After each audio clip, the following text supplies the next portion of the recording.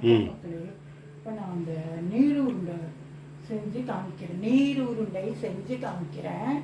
இது வந்து ஒரு டம்ளர் அரிசியை அரைச்சி வச்சுருக்கேன். ஊற வச்சு 2 மணி நேரம் 3 மணி நேரம் ஊற வச்சு அரைச்சி வச்சுருக்கேன். இதில் வந்து இந்த அளவு அவலை போட்டுக்கிறேன். வெள்ளை அவுள்.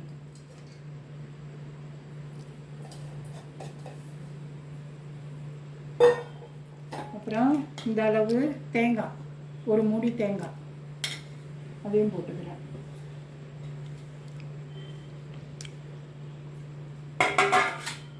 இதுக்கப்புறம்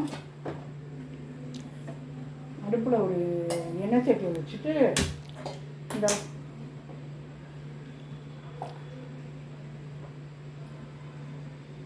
எண்ணெயை ஊற்றிக்கணும். ஒரு 2 ஸ்பூன் எண்ணெய் ஊற்றி, ரொம்ப ஊற்ற வேண்டியதில்லை, இருக்குது கொஞ்சமாக எண்ணெய் ஊற்றிட்டு தாளிப்பு கொஞ்சம் வாசமாக இருக்கும்.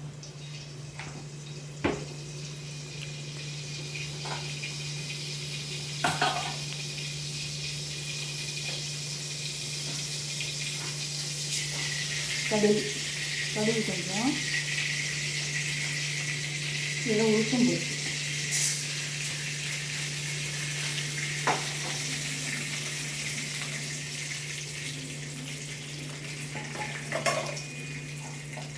இது ஒரு பெரிய வெங்காயத்தை இந்த மாதிரி அரைச்சி வச்சுருக்கிறேன். சின்னதாக கட் பண்ணுறதுக்காக தான் வாயில் தந்தாமல் இருக்கும். வெங்காயம்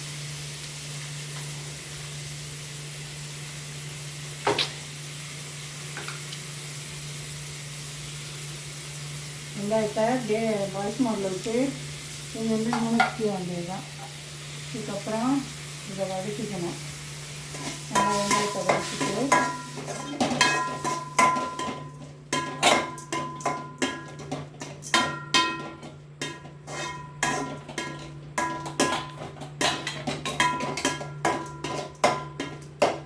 கடலைப்பருப்பு 4 மிளகாய், கடலைப்பருப்பு கொஞ்சம் 4 மிளகாய், தாளிப்பு தான்.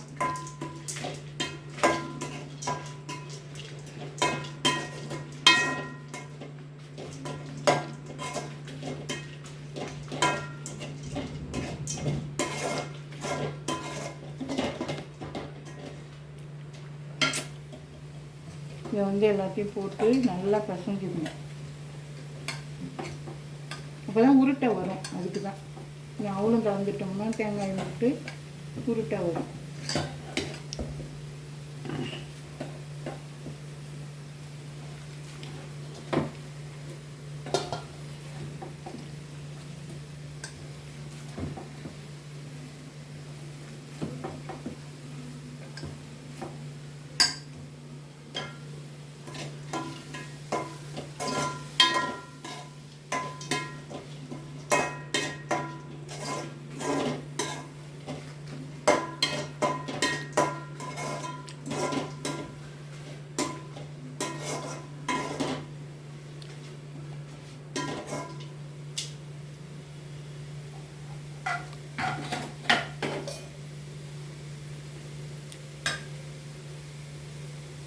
என்னுடைய கருவேப்பிலை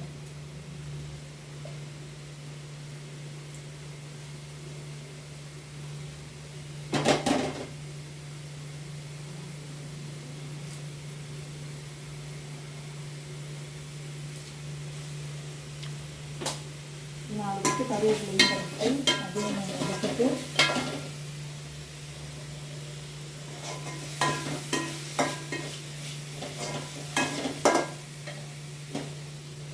கொட்டிடுவோம்.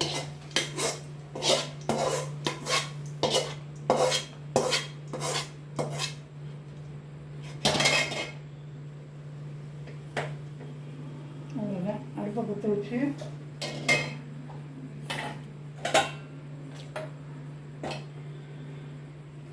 இட்லி பானையில் கொஞ்சம் தண்ணியை வச்சு கொதிக்க விட வேண்டியதுதான். இட்லி பானையில் கொதிக்குது தண்ணி. இதை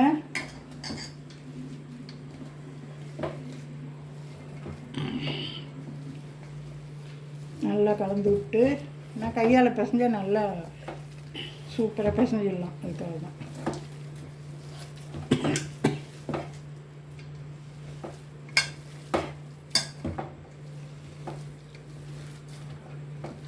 4 வரமிளகா, கொஞ்சம் கடுகு உளுத்தம்பருப்பு போட்டு தாளித்து, கடல பருப்பும் கொஞ்சோண்டு தாளித்து, வெங்காயம், வரமிளகா அவ்வளோதான். இதில் தேங்காயும் வெள்ளை அவலும் போட்டு பசஞ்சிக்கிட்டோம்னா கெட்டியாக இருக்கும். இல்லை இதை இப்படியே வச்சு பிடிச்சி வைக்க வேண்டியது தான். உருட்டி வச்சு வேக வைக்க வேண்டியது தான்.